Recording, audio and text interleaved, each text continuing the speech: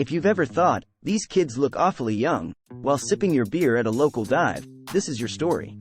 It was an ordinary Friday night, and my pals and I had decided to make it a little less ordinary at our favorite local dive bar. A typical scene, folks bustling about, the faint hum of the jukebox in the background, and us, huddled in the corner booth sharing rounds of our favorite beers. Only, tonight, there was something odd, something we couldn't put our finger on right away. What caught our attention wasn't the off-tune karaoke or the stickiness of the worn-out wooden tables. No, it was the crowd. Something felt off, like wearing shoes on the wrong feet. We exchanged glances, brows furrowed in confusion, before bursting into laughter as we realized what it was. Everyone in the bar seemed ridiculously young. Little did we know, that laughter would soon turn into an eyebrow-raising spectacle. Suddenly, without warning, police and ATF agents barged in, storming the place like ants on a dropped ice cream cone. The quiet buzz turned into frantic chatter. People started rushing, running, scrambling in every direction. Some were bold enough to make a beeline for the fire escape, while others, drunk on adrenaline, started jumping out windows like it was a grand escape room challenge.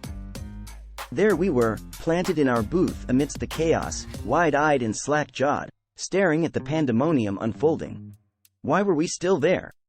Well, we were the handful in the bar who actually met the legal drinking age, not part of the underage swarm now fleeing like scared pigeons. We were the old folks in a sea of pretenders.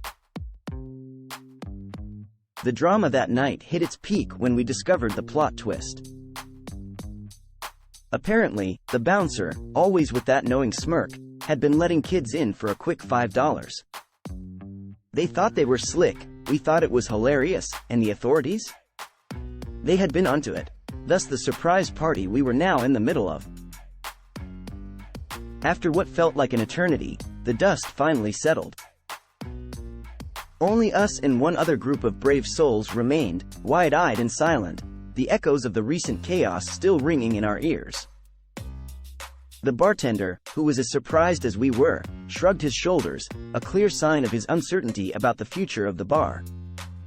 On the house, he muttered, pouring the remaining bottles down our throats. Nothing was as it seemed that night. The ordinary turned extraordinary, the laughter turned to bewilderment, and our Friday night turned into a story we'd tell for years to come. All that was left was the dying chatter, the clinking of empty bottles, and the dubious honor of being the oldest in the bar.